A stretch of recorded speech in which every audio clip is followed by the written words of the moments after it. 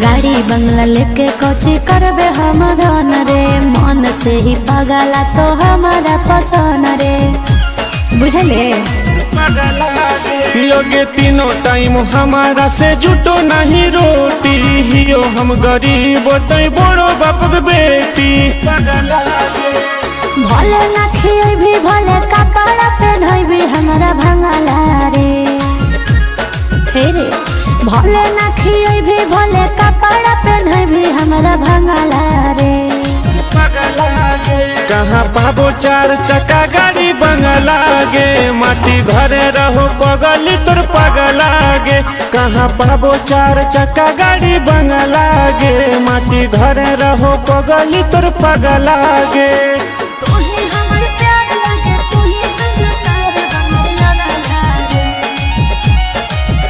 माटी घरे रहो पगली तोर पगला